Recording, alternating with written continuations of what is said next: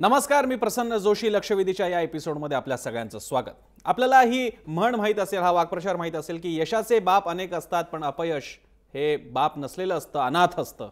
पण ही वाक्प्रचार फक्त यशासाठी नाहीये, कोणत्याही कामाच्या श्रेयाबाबतीत सुद्धा असंच असतं. श्रेयासाठी सुद्धा अनेक बाप नव्हे, इथे वेगळी स्थिती आहे. इथे एकच बाप मांडण्याचा प्रयत्न करतोय. प्रत्येक जण म्हणतोय मीच बाप आहे त्याचा. आणि हे आम्ही म्हणतोय महाराष्ट्रातलं होणारं सगळ्यांच्या अभिमानाचं स्थान बनवू शकणारं शिवस्मारक असेल, मुंबईचा मेट्रो रेल्वे प्रकल्प असेल, पुण्याचा मेट्रो प्रकल्प असेल किंवा अगदी इकडच्या एखाद्या स्टेशनचं बदललेलं नाव असेल, हा श्रेयाचा सगळा गोंधळ सुरू आहे. निलेश, अगदी प्रसन्न. श्रेयवाद कशासाठी? तर आपण सत्तेत आलोय आणि सत्तेत आल्यानंतर आपण जी आशा दाखवली होती, अच्छे दिनचं स्वप्न दाखवलं होतं, ते आपण पूर्ण करतोय हे दाखवण्यासाठी हा श्रेयवाद आहे. मुख्यतः नोटबंदीनं जो नकारात्मक वातावरण तयार झालंय त्यावर पांघरून घालण्यासाठी म्हणून हा श्रेयवाद आहे.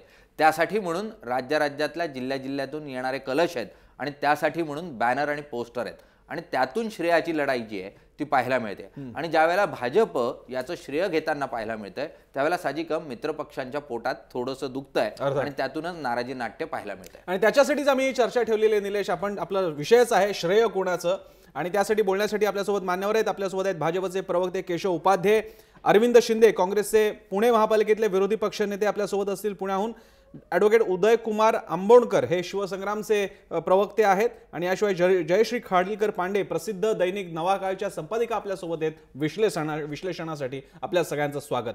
मी पहिल्यांदा कोणते मुद्दे घेऊन आपण चर्चेला टोकणार आहोत पाहूयात पटकन ग्राफिक्सच्या माध्यमातून. शिवस्मारक राम मंदिर स्टेशन, भाजप श्रेयाचं राजकारण करतोय का? शिवस्मारकाच्या निमित्त भाजपला शिवराय मिळवायचेत का? भाजपच्या श्रेयवादामुळे शिवसेना खतखतते आहे का? स्मारक मेट्रो विकास कामं राजकीय पक्षाची असतात का? आणि भाजपला विरोधकच काय पण मित्रपक्षही सहन होत नाहीयेत का? ही आजची स्थिती आहे का? जर का तुम्हाला सुद्धा या चर्चेत सहभागी व्हायचं असेल तर आमच्या ट्विटर हँडलवरती तुम्ही सहभागी होऊ शकता. @जयमहाराष्ट्रN हे आपलं ट्विटर हँडल आहे. प्रश्न पहा, शिवस्मारकासह सर्व विकास कामांचं श्रेय भाजप लाटण्याचा प्रयत्न करताय का? आपण जाऊयात उपाध्यांकडे, भाजपच्या उपाध्यांकडे. उपाध्येजी, सगळा भगवामय करून टाकलेला मुंबई ठाण्याचा परिसर, ह्याच्या उद्घाटनासाठी उद्धव ठाकरेंना जागा मिळणार की नाही, तिकडे मेटेंनी आता जाहीर केलेले की मी प्रेक्षकांमध्ये बसणार आहे. भाजपचं चाललंय काय?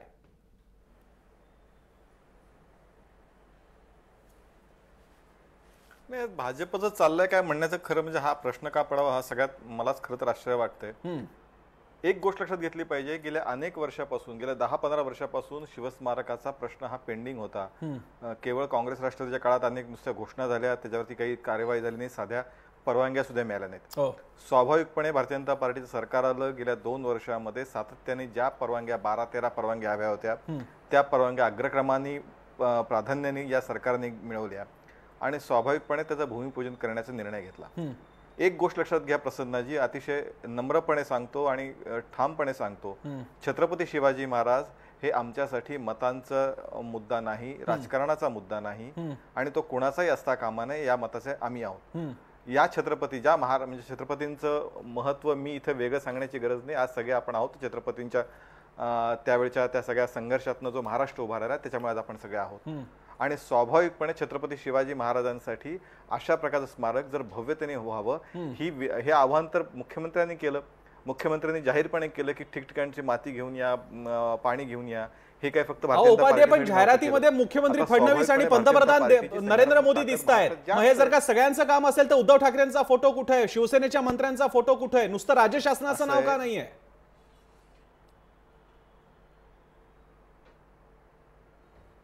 असं आहे की तुम्हालाही माहिती आहे, आपण त्यावर चर्चाही केली प्रसन्नाजी, की प्रोटोकॉलनुसार आता फक्त मुख्यमंत्र्यांचे नेतेच फोटो येतात त्या सगळ्याच्या मध्ये. आणि शेवटी मुख्यमंत्री या राज्याचे घटनात्मक प्रमुख म्हणजे ते आहेतच ना, मुख्यमंत्री आहेत ना, त्यांचा फोटो आला म्हणजे शेवटी जे सरकारचा चेहरा कोण आहे? मुख्यमंत्रीच असतो ना. बरं, आता तोच त्यांचाच फोटो येणार त्या वर्तमानपत्रामध्ये. बरं, त्यामुळे अशा लहानसा मानपानाच्या गोष्टी मला असं करण्यापेक्षा एक आपल्या राजाचं भव्य स्मारक होतंय, त्याचा आनंद आपण सगळ्यांनी घेतला पाहिजे. जर एखादा मोठ्या प्रमाणात स्वागत जल्लोष होत असेल तर ते कुणाच्याही खरं कारण नाही. म्हणजे ज्यांच्या बैठका होत आहेत, ज्यांच्या कोणाच्या विविध बंगल्यांवरती बैठका होत आहेत, ते मानपानाचं क्षुद्र राजकारण करतायत असा तुमचा टोला होता. हरकत नाही, तो टोला ज्यांना पोहोचायचा तो पोहोचलेला आहे. मी आधी जातो आता जयश्रीताईंकडे. जयश्रीताई, भाजपची भूमिका आणि ज्या प्रकारे अगदी त्यांच्या मित्रपक्षापैकी सेना तर सोडा, तिथं खतखतेच आहे. मेटे आता जाहीर करतात की मी BKC मध्ये आणि शिवस्मारकासाठी प्रेक्षकात जाऊन बसणार आहे. तुम्ही याकडे कसं पाहता?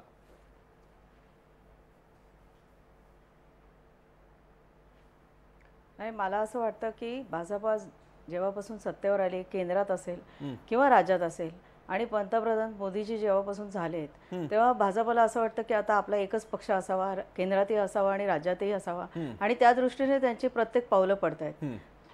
सबका साथ सबका विकास ही त्यांची सुरुवातीची घोषणा होती, पण मला वाटतं जेव्हा सत्ता मिळाली त्याच्यानंतर ही घोषणा जी आहे त्यांची तेच विसरून गेले आहेत. आता सबका साथ सबका विकास नाहीये, हमारा साथ हमारा विकास असं आता भाजपची नवीन घोषणा असं मला वाटतं. आणि त्यामुळे पदोपदी म्हणजे आपण या सरकारच्या स्थापनेच्या शपथविधीपासून बघतोय सातत्याने शिवसेनेचा अपमान करायचा, मित्रपक्षांचा अपमान करायचा, मित्रपक्षांच्या नेत्यांना हात जोडून उभं करायचं, ही भाजपची भूमिका आहे. आणि त्याचेच पडसाद आज पण उमटले आणि आज पण तेच चित्र दिसले.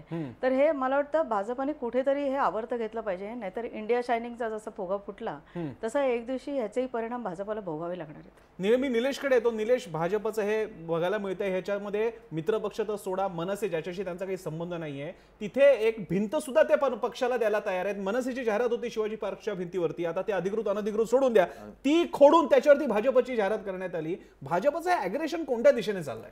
नाही, भाजपचं हे ॲग्रेशन मुंबई आणि ठाण्यापुरतं जर मर्यादित आपण विचार केला तर मुंबई महानगरपालिकेच्या निवडणुका या येऊ घातलेल्या आहेत. आणि अशा परिस्थितीमध्ये कोणत्याही परिस्थितीत मुंबईवर भाजपचा झेंडा फडकवण्याची जो एक ध्येय आहे ते पूर्ण भाजपच्या नेतृत्वामध्ये आहे. आणि त्यामुळे त्याची वातावरण निर्मिती करायची आहे आणि त्या अनुषंगानं हे भूमिपूजन म्हणून बघितलं जात आहे. कारण यानंतर खूपसा वेळ मिळणार नाही हातामध्ये, आचारसंहिता जाहीर झालेली असेल आणि अशा परिस्थितीत ही भूमिपूजन होणार नाही. आणि त्यामुळे अत्याधुनिक अशी मुंबईचं स्वप्न मुंबईकरांना दाखवणं, शिवस्मारक उभं करणं, त्यातून मराठा समाजाचा जो आरक्षणाबद्दलचा आणि थोडासा आपल्या समाजावर अन्याय होतोय असा जो रोष होता तो कमी करण्याचा प्रयत्न. आणि इतकंच नाही, सध्या नोटबंदीमुळे जे वातावरण तयार झालेलं होतं त्याला कुठे ना कुठे बाजूला सारण्यासाठी म्हणून अशा स्वरूपाचे इव्हेंट उपक्रम जे आहेत ते मुख्यतः भाजपकडून घेतले जात आहेत. आणि त्यामध्ये मग सेनेला कुठेच जागा मिळत नाही, मित्रपक्षांना कुठेच जागा मिळत नाही. आज मेटेंचं काय झालं चेंबुरात,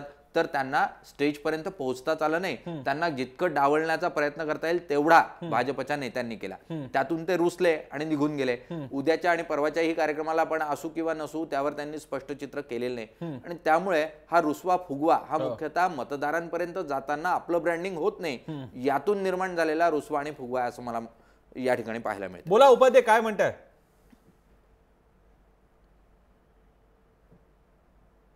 नाही, निलेश खरे ज्येष्ठ पत्रकार आहेत, सगळ्या गोष्टी जवळून पाहत असतात, त्यांच्या मताबद्दल मला पूर्ण आदर आहे.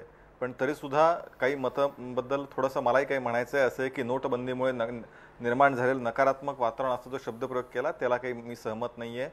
तसं जर असतं तर त्यांनी आत्तापर्यंत झाल्या सगळ्या गेल्या महिनाभरात ज्या नगरपालिका निवडणुका झाल्या त्यामध्ये भारतीय जनता पार्टीला वेगळं चित्र पाहायला जे आज आहे त्यापेक्षा वेगळं चित्र जर खरोखर तसं नकारात्मक वातावरण असतं तर झालं असतं. उलट सगळ्या पहिल्यांदा भारतीय जनता पार्टी चौपट पाचपट गतीनं वाढली, हे चित्र आत्ता गेल्या निवडणुकीत आलं. दुसरं असं आहे की म्हणजे पुन्हा मी सांगतो की एखादा उत्सव जर मोठा होत असेल आणि छत्रपती शिवाजी महाराजांचा राजांचा उत्सव मोठा होत असेल, मी पहिलं वाक्यात हे सांगितलं की हा विषय आमच्यासाठी राजकारणाचा नाहीये, तरी सुद्धा त्या इतर पक्षांना जर कुणाला किंवा अन्य कुणाला जर असं वाटत असेल राजकारण करायचंय, आम्हाला काय महापालिका निवडणूक डोळा ठेवून करायचंय, शेवटी प्रसन्न एक गोष्ट लक्षात घेतली पाहिजे, त्याचं श्रेय तरी किमान म्हणजे आम्ही घ्यावं की नाही मुद्दा नाही, पण किमान मोकळेपणाने दिलं पाहिजे. ज्या गोष्टी 15-15 वर्ष होत नव्हत्या, साध्या परवानग्या, म्हणजे मला हे मान्य आहे की स्मारक 1-2 वर्षामध्ये होणारं काम नाहीये, पण साध्या परवानग्या सुद्धा 10-15 वर्ष मिळवता आल्या नाहीत. त्या परवानग्या गेल्या 2 वर्षात हालचाली करून प्रायोरिटीने या सरकारने मिळवल्या. आणि ते जर पुढे त्या चालला असेल. उपाध्यजी, मी तुम्हाला थोडंसं थांबवतोय. मी जनरली असं थांबवत नाही, पाहुण्यांना कधी मी थांबवत नाही, पण मी तुम्हाला सांगतो, तुम्ही पहिली गोष्ट म्हणाला की मोकळेपणाने श्रेय तरी दिलं पाहिजे, तर खरं श्रेय कोणाचं आहे त्यासाठी बोलायला शिवसंग्रामचे प्रवक्ते आमच्याकडे आलेले आहेत. ही मागणी मुळातच भाजपची कधी नव्हती, पहिला भाग. दुसरा भाग, तुम्ही म्हणाला आम्ही परवानग्या काढल्या, तुमच्या असंख्य परवानग्या या केवळ दाबून, जोराने दाबून तुम्ही फक्त मिळवलेल्या आहेत. आजच लोकसत्तामध्ये उघडपणे बातमी आलेली आहे की या सगळ्या आयलंडवरती जी प्रवाळ आहेत ती शेड्यूलनुसार अतिशय इंडेंजर स्पीशी मधली महत्वाची आहेत आणि त्यांना संपूर्ण हा थेट गुन्हा ठरला जातो. या सगळ्या नियमांना धाब्यावर बसून हे सगळ्या परवानग्या काढलेल्या आहेत. उद्या जर का कोणी ग्रीन ट्रायब्युनल पाशी याच्यामध्ये काही ऍप्लिकेशन केलं तर तुमचा हा सगळा प्रोजेक्ट वरती प्रश्नचिन्ह आहे. पण या सगळ्या प्रश्नांना दाबून ठेवायचं आणि आम्ही कसं केलेलं आहे म्हणून तुम्ही फक्त जाहिरात करताय. उपाध्याय,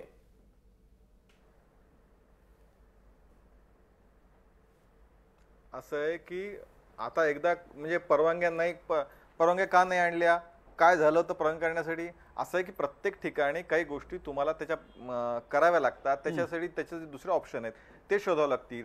त्या अन्य काही ठिकाणी त्याच्या काही व्यवस्था करता येईल का, त्या पेशी ज्या तुम्ही सांगताय ते, जसं आता मुंबईमध्ये झाडाच्या बाबतीत काही विषय आहे की समजा मोठ्या प्रमाणात प्रदूषण जर टाळायचं असेल तर काही थोडीफार झाडं दुसरीकडे आणखीन लावता येतील का मोठ्या संख्येने, असे काही मुद्दे जे आहेत ते बघावे लागतील. तो मुद्दा नाही, पर्यावरणात नुकसान व्हावं असा काही आमचा हेतू नाहीये. पण जे मुळामध्ये गेले 10-15 वर्ष पेंडिंग विषय होता, आता ते तुम्ही दाबून आणला. आता हा शोध तुम्ही लावलात की तुम्ही कसं दाबून आणलं. आता सरळ म्हणजे योग्य पद्धतीने परवानगी घेतल्या तर तो दाबून आणला असं निष्कर्ष तुम्ही काढणार नाही. परवानगी आणल्या तर काय तुम्हाला सध्या परवानग्या पण नाही काढता आल्या, हे ठपका परत तुम्हीच ठेवणार. अशा रीतीने प्रसन्नाजी मला असं हे योग्य नाही त्यामध्ये. ठीक आहे. मी इकडे केशवजी आपल्यासोबत जो मगाशी श्रेयाचा मुद्दा होता, कारण आपली सगळी चर्चा श्रेयावरनं चाललेली आहे. आपल्यासोबत आता शिवसंग्रामचे प्रवक्ते आहेत ॲडव्होकेट उदयकुमार अंबोणकरजी तुमचं स्वागत आहे चर्चेमध्ये. मुद्दा इथे आता चालला होता, तुम्ही येताच असताना त्यांनी मांडला की आम्ही श्रेय घेत नाही आहोत, पण समजा श्रेय असेल तर ते खुल्या मनाने उघडपणे द्यायला हरकत काय आहे. तर एकदा आपण वाचलातच लावूयात, या शिवस्मारकाचं श्रेय कोणाचं? या शिवस्मारकाचं श्रेय हे संपूर्ण महाराष्ट्राच्या जनतेचं आहे. पहिली गोष्ट सांगेन मी.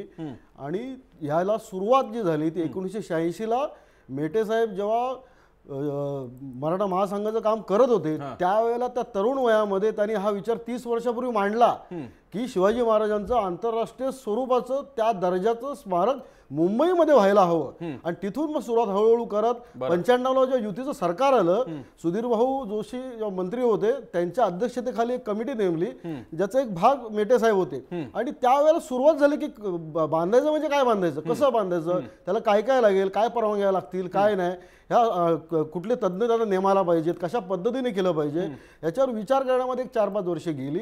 युतीचं सरकार गेल्यानंतर मग खऱ्या अर्थाने याला जर गती मिळाली असेल तर विलासराव आणि आराराबा हे जेव्हा दोघे म्हणजे महाराष्ट्राची जनता मेटे शिवसेना युतीचं सरकार म्हणजे शिवसेनेचं सरकार, मुख्यमंत्री सेनेचा होता, म्हणजे शिवसेना आली त्यामध्ये, त्यानंतर विलासराव आले म्हणजे काँग्रेस आली, म्हणजे घटक बघतोय आपण याच्यामध्ये. बोला. आणि त्यानंतर आबा वगैरे असताना 2008ला जेव्हा विषय आला की कुठं बांधायचं, कारण जागा मुंबई शहरात मिळत नाहीये, स्केअर सिटी आहे मुंबईमध्ये जागेची, आणि विषय आला की मग ठीक आहे मग समुद्रामध्ये बांधूया, समुद्रात जागा आहे का.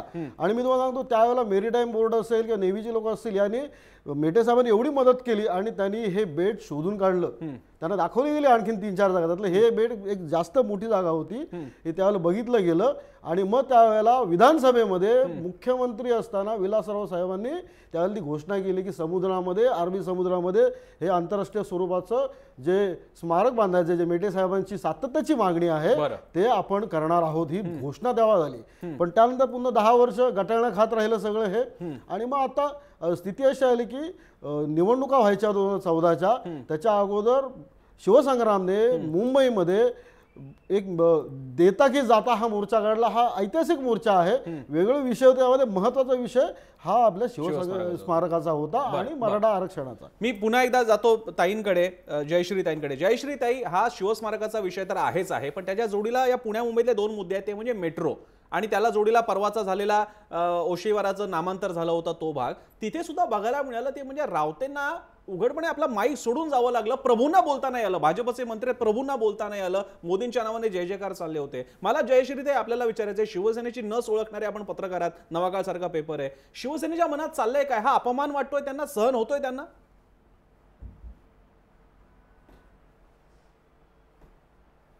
नाही, पहिली गोष्ट म्हणजे मला केशव उपाध्यायांना एक प्रश्न विचारायचा आहे. जरूर. की परवानग्या काढल्या आणि तुम्ही फार वेगवान काम केलंय, त्याबद्दल तुमचं खरंच अभिनंदन आहे. मला एक प्रश्न विचारायचा आहे की इंदू मिलमध्ये महामानव डॉक्टर बाबासाहेब आंबेडकर यांचं स्मारक बनायचं आहे. या स्मारकाचं जे भूमिपूजन होतं ते इतक्या घाईने भाजपनेच केलं. त्याच्यानंतर आता जवळजवळ 1-1.5 वर्ष झालं, त्याच्या परवानग्या अजूनही आलेल्या नाहीयेत. तर त्याबद्दल तुम्ही काही दिलगिरी व्यक्त करणार आहात की त्याच्यात पण तुमचं काही फार वेगवान काम झालं असं तुम्ही म्हणणार आहात? त्याच्यात नेमका दावा काय इंदू मिलच्या बाबतीत, हा मला त्यांना प्रश्न विचारायचा आहे. तेव्हाही निवडणुका होत्या आणि निवडणुका असल्या कारणाने अत्यंत घाईघाईने NTC पैसे अजून सुद्धा मागते त्यांची, त्याचे सगळे जे व्यवस्थापन होतं ते काहीही न करता, त्याचा कुठलाही प्लॅन न करता तेव्हा इंदू मिलचं आपण भूमिपूजन केलं. हो. हे अगदी फार जुनी गोष्ट नाही आहे, आत्ताचीच गोष्ट आहे. त्यामुळे परवाने आम्ही काढले आणि हे आम्ही काढलं, ते दर निवडणुकीत असे काहीतरी मुद्दे आणायचे आणि त्याचा फायदा घ्यायचा, ही भाजपची रणनीती आता सगळ्यांना समजलेली आहे. बरं. राहिला प्रश्न शिवसेनेचा, मला वाटतं शिवसेना ही दुखावलेला पक्ष आहे. जी वागणूक भाजप शिवसेनेला देते तीच वागणूक मला वाटतं महादेव जानकरांना मिळते, तीच वागणूक सदाभाऊ खोतना मिळते, तीच वागणूक राजू शेट्टींना मिळते आणि आज तीच वागणूक विनायक मेटेंना मिळाली. मी मगाशी जे म्हटलं की भाजपला मित्रपक्ष नको आहेत, बरोबर, भाजपला मित्रपक्ष नको आहे, हे राजकीय नाईलाज आहे. बरं. आणि हा राजकीय नाईलाज असल्यामुळे आपल्याकडे राष्ट्रवादी हा पक्ष आहे हे भाजपा सातत्याने दाखवून देतं. त्यामुळे शरद पवारांना पंतप्रधानांच्या शेजारी स्थान मिळतं आणि उद्धवजींना स्थान मिळत नाही, हे अख्खं महाराष्ट्र बघतोय. बरं, उपाध्येजी, हा प्रश्न सगळ्यांच्या मनात आहे. शिवसेनेच्या नेत्यांना मिनतवाऱ्या का कराव्या लागतात, असे भाजप कधी एकदा उत्तर देतो, असं का करावं लागलेलं या सगळ्या गोष्टी?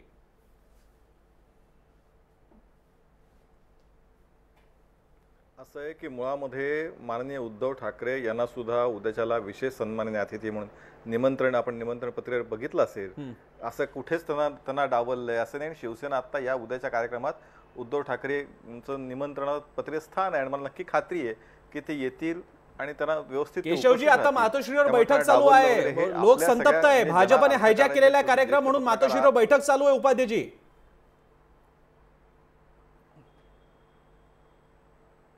नाही बैठक, हे बघा, आपली माहिती काय असेल ती आपली माहिती आहे, त्या माहितीवरती मी मत व्यक्त करणं योग्य नाही. पण त्या कार्यक्रमामध्ये निमंत्रण पत्रिकेवर मानाचं स्थान, तुम्ही विशेष उपस्थिती, तुम्ही निमंत्रण बघितली असेल तर उद्धव ठाकरेंचं विशेष उपस्थिती, विशेष म्हणून त्यांचं नाव आहे, त्यांना व्यवस्थित आमंत्रण, स्वतः या राज्यातले प्रमुख 2 मंत्री जाऊन त्यांना आमंत्रण देऊन आलेले आहेत. म्हणजे यामध्ये कुठं डावलण्याचा प्रश्न आला शिवसेनेला, मला सांगा.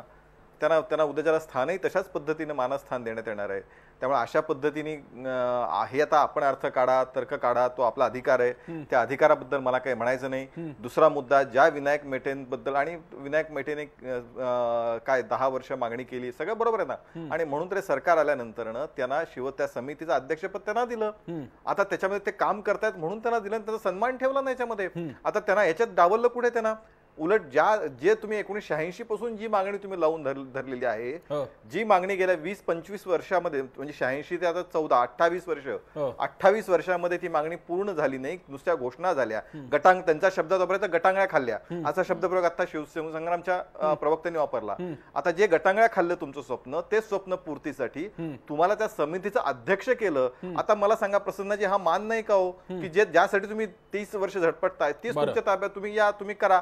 आता इतकं सगळं केल्यानंतर त्यांनाही मानात स्थान दिलंय. आता जानकरांना कुठे, आता ते तर कधी, हे सगळ्यात तुमच्या सगळ्यांचे कल्पित अर्थ काढायचे ते जरूर काढा, आमचा काहीच आक्षेप नाही. असं आहे की प्रत्येकाला, उलट सगळ्यात जास्त या सगळ्या सहकारी पक्षांना सन्मान देण्याचं काम आम्ही करतो आहोत. आणि या इतक्या मोठ्या उत्सवात लहानसहान गोष्टी बाबा आम्हाला काय, म्हणजे खरंच कुणी करण्याची आवश्यकता आहे. आपल्या राजाचा एक स्मारक होतंय मोठं, त्या आनंदामध्ये सहभागी झालं पाहिजे. ठीक आहे. पण प्रसन्न, यातला एकच अनुभव म्हणून सांगतो की या अगोदर काँग्रेस एनसीपीचं सरकार असताना विलासराव आणि आर पाटलांनी त्याच जागेचं, ज्या ठिकाणी आता भूमिपूजन जलपूजन होत आहे, तिथे जलपूजन केलं होतं.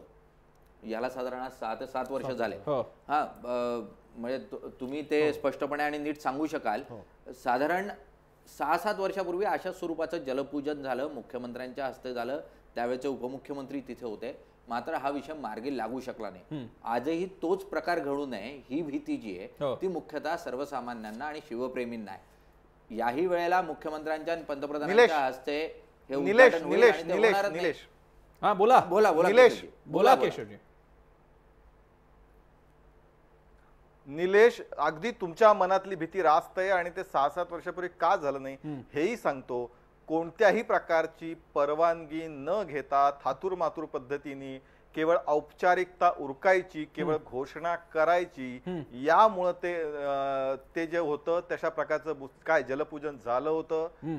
आता ती परिस्थिती नाही. आता त्याच्या डिझाईन सहित अनेक गोष्टी तयार झाल्या आहेत. त्याच्या सर्व रितसर 12-13 ज्या महत्वाच्या परवानग्या होत्या, त्या भले प्रसन्नजींच्या भाषेत काय दाबून मिळवल्यात, काय जे मिळवल्यात ते मिळव, पण ज्या सन्मानाने म्हणजे योग्य पद्धती आमच्या दृष्टीने आम्ही योग्य पद्धतीने त्या परवानग्या मिळवल्यात, शासकीय पद्धतीने त्या सगळ्या परवानग्या मिळाल्यात. त्यामुळे आता लवकरच त्याचं, आणि मला वाटतं विनायक मेटेंसारखे जे 28 वर्ष त्या संघर्ष करतात, म्हणजे 10 वर्ष काय गटांगळ्या खाण्यात गेलेच याचा प्रकल्प तो, पण ते इतके कार्यतत्पर अध्यक्ष त्या समितीचे आहेत, त्यामुळे हा प्रकल्प होणारच नाही अशा प्रकारचा विचार आपण खरं म्हणणं चुकीचं. ठीक आहे उपाध्यायजी, तुम्ही राहाच आमच्यासोबत. आपल्यासोबत आता पुण्याहून काँग्रेसचे अरविंद शिंदे चर्चेमध्ये सहभागी होत आहेत. ते काँग्रेसचे विरोधी पक्ष नेते आहेत पुणे महापालिकेमध्ये. शिंदेजी, स्वागत आहे चर्चेमध्ये. शिंदेजी, मी 2 मुद्दे आपल्याकडे घेऊन येतो जे पुण्या मुंबईला जोडणारे, ते म्हणजे मेट्रो प्रकल्प. मुंबईत सुद्धा सुरू आहे, पुण्यामध्ये सुद्धा सुरू होणार आहे, आणि त्यांच्या पूजनामध्ये सुद्धा आता मोदी, शरद पवार वगैरे सगळं आता ते असणार आहे त्यामध्ये.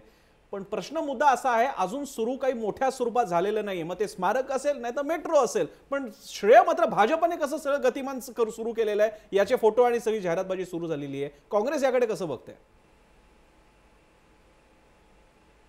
नाही, सर्वप्रथम मी आपल्याला सांगतो की 2006ला पुणे शहराला मेट्रो हा शब्द सुद्धा काँग्रेस पक्षाने दिला, आणि त्या स्थायी समितीमध्ये मान्य केल्यानंतर, मुख्य सभेमध्ये मान्य केल्यानंतर डिटेल प्रोजेक्ट रिपोर्ट म्हणजे ते सर्व करत करत राज्य सरकार, केंद्र सरकारपर्यंत नेला. आज केंद्र सरकारने फक्त 20% PIB ची मान्यता दिली, आणि राज्य सरकारने सांगितलं की या कर्जाचं दायित्व सुद्धा आम्ही घेणार नाही, ते सगळं महानगरपालिका घेणार. जर महानगरपालिका कर्जाचं दायित्व घेणार, 80%ची जबाबदारी घेणार, तर मग उद्घाटन सुद्धा महानगरपालिकेचे होते. आणि महानगरपालिकेच्या मुख्य सभेने ठराव पास केला की नामदार शरद पवार साहेबांच्या हस्ते करावं म्हणून. इलेक्शन तोंडावर आली म्हणून तुम्ही आज उद्घाटन करताय. हेच 1-1.5 वर्षापूर्वी राष्ट्रवादी आणि भाजपचे नेते मुख्य सभेमध्ये स्वतःची पाठ थोपटून घेत होते की आम्ही मेट्रो करून आलो. आम्ही त्याही वेळेला विचारलं की तुम्हाला काहीतरी केंद्राकडनं पत्र मिळालंय का, तर असं काही पत्र मिळालं नाही. पण पुणे शहरामध्ये त्याही वेळेला पाठ थोपटून घेतली, आणि आता निवडणुका समोर आल्यात म्हणून करायचं. माझा एकच प्रश्न आहे, जर पुण्याच्या मेट्रो बद्दल एवढी आस्था होती तर 2 वर्षापूर्वी नागपूर मेट्रो करत असताना पुण्याची मेट्रो का नेत्यात मान्य केली? नागपूर मेट्रोच्या अगोदर पुणे मेट्रोचा 2 वर्ष अगोदर प्रस्ताव गेलेला असताना सुद्धा मुद्दामून 2 वर्ष विलंब लावला, आणि 800 कोटींनी हा प्रकल्प वाढला. ह्याला सुद्धा जबाबदार भाजप सरकार आहे. बरं, बोला उपाध्यायजी. पुन्हा आता पुणे मेट्रोचा सुद्धा प्रकल्प आहे, प्रकल्पाचा खर्च उचलणार महापालिका आणि श्रेय मात्र घेते भाजप.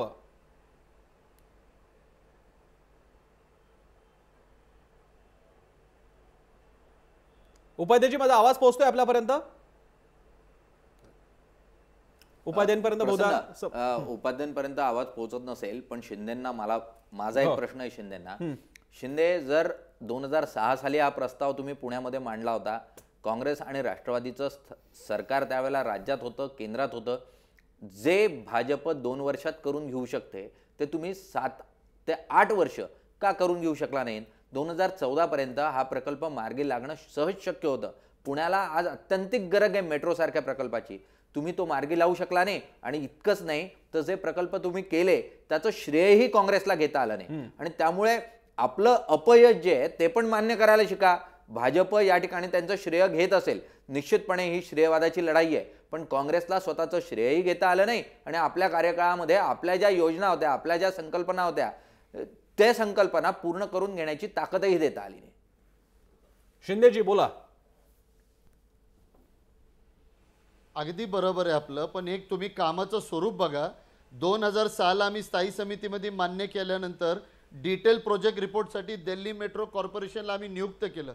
दिल्ली मेट्रो रेल कॉर्पोरेशनने 2 वर्ष घेतली डिटेल प्रोजेक्ट रिपोर्ट बनवण्यासाठी.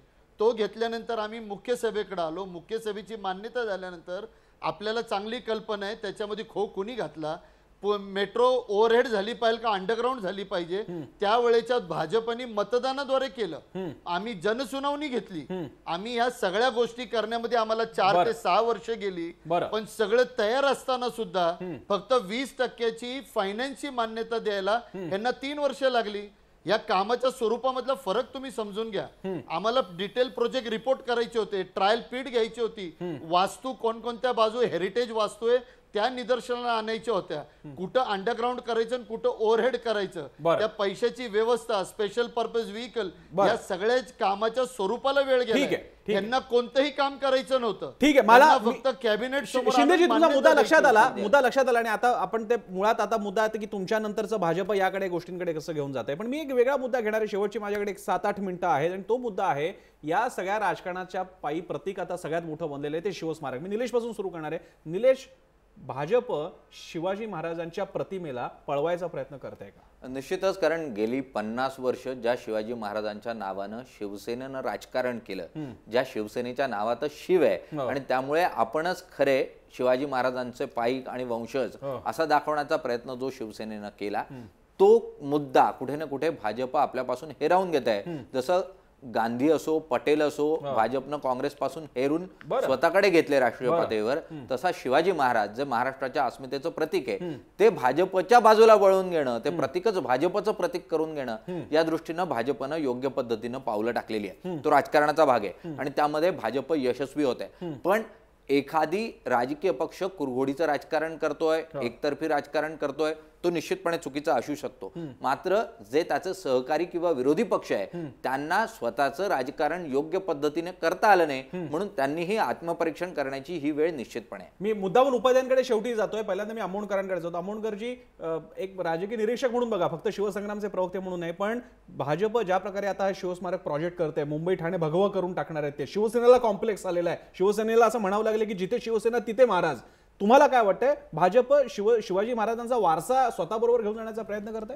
असं आहे की शिवसंग्राम म्हणून मी एकच भूमिका मांडेन की इतक्या वर्षाची, 30 वर्षाची मागणी आज कुठेतरी मूर्त स्वरूपाला जाते, त्याचा आनंद आम्हाला आहे. त्यामुळे कुरघोडीच्या ह्याच्या राजकारणापेक्षा दुपारी मेटे साहेबांनी एक शब्द वापरलेला, एक वाक्य, की जो तळे राखेल तो पाणी चाखणार आहे, ही परिस्थिती आहे. त्यामुळे राजकीय विश्लेषक देखील ही गोष्ट मान्य करतील. कोणी तळे राखलं आणि कोणी पाणी चाखलं ते सांगा ना. हे राखलं 30 वर्ष तळ कोणी राखलं आणि आता पाणी कोण चाकतंय ते सांगा. असं आहे की 30 वर्ष आमची जरी मागणी असली तरी पण माननीय मुख्यमंत्र्यांनी केलेल्या प्रचंड मदतीमुळे आणि त्यांनी केलेल्या सहकार्यामुळे मेटे साहेब हे स्वप्न आज साकार करण्याच्या स्थितीमध्ये आलेले आहेत.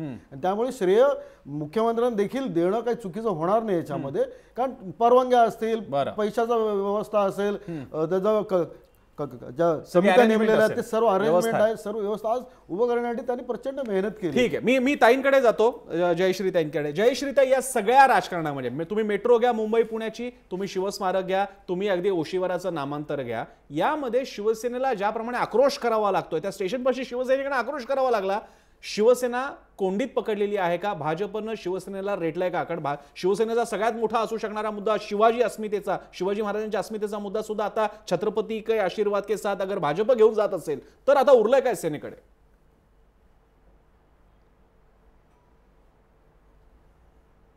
नाही, पहिली गोष्ट म्हणजे हे निश्चितपणे आहे की भाजप शिवसेनेला कोंडीत पकडण्याचा प्रयत्न करतोय. बरं. आणि वरवर जरी आपल्याला हे यशस्वी वाटत असलं तरी मला वाटतं की ज्या तऱ्हेने भाजप एक कुरघोडी करण्याचा प्रयत्न करतोय, ज्या तऱ्हेने, आता एक छोटासा शब्द मला दादागिरी हा सुद्धा वापरावा लागेल भाजपसाठी, त्या तऱ्हेने मराठी माणसाला हे फारसं आवडेल असं मला अजिबात वाटत नाही. त्यामुळे भाजप आत्ता जरी वरवर यशस्वी वाटत असेल शिवसेनेवर कुरघोडी करताना, तरी हे यश आत्ता असेल तर ते तात्पुरतं असेल, ते फार काळ टिकेल असं मला वाटत नाही. कारण मराठी माणसाला कोणी आपल्यावर दादागिरी केलेली, कुरघोडी केलेली हे प्रकार आवडत नाहीत. आणि अजून मराठी माणूस हा बाळासाहेब ठाकरेंच्या प्रेमात आहे आणि तो राहणार आहे. त्यामुळे हे पुसून काढणं हे भाजपला खूप कठीण आहे.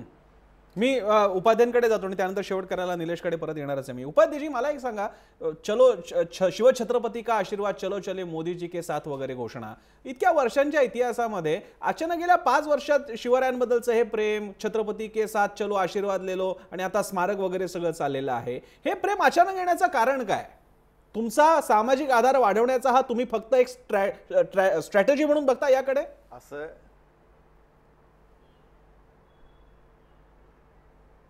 असं आहे की मुळामध्ये तुम्हाला असं वाटतं की आम्हाला गेल्या 2-3 वर्षामध्ये अशा प्रकारे काय स्ट्रॅटेजी, काय प्रेम वगैरे असं आलंय. मुळामध्ये असा विषयच नाही. एक प्रसन्न गोष्ट लक्षात घेतली पाहिजे की छत्रपती शिवाजी महाराज हे महाराष्ट्रातल्या प्रत्येकाचे आहेत. ते कुणा एका विशिष्ट जमातीपुरते, एका विशिष्ट पक्षापुरते, एका विशिष्ट धर्मापुरते मर्यादित नाहीत. या महाराष्ट्रातल्या प्रत्येकाचे, प्रसन्न जोशीचे आहेत, निलेश खरेचे आहेत, केशव उपाध्यायचे आहेत, जयश्री ताईचे आहेत, प्रत्येकाचे शिवाजी महाराज आहेत. त्यामुळे त्याच्यावरती असं काही म्हणता येणार नाही की बाबा काय हे अमुक आत्ताच तुम्हाला काय. आम्ही पूर्वीपासून शिवाजी महाराज तितकेच आम्हाला प्रिय आहेत जितके बाकीचे नाहीत. त्यामुळे फक्त तुमचं लक्ष आता आमच्याकडे गेलं, त्यामुळे तुम्हाला असं वाटतं की आम्हाला काय 2-4 वर्षात फार प्रेम झालं. आपण शिवसेनेला असं म्हणावं लागतं ना की जिथे शिवसेना तिथे महाराज, अशी शिवसेनेला धातू का वाटते? तुमच्यामुळे शिवसेनेला घाबरल्यासारखं का वाटतं?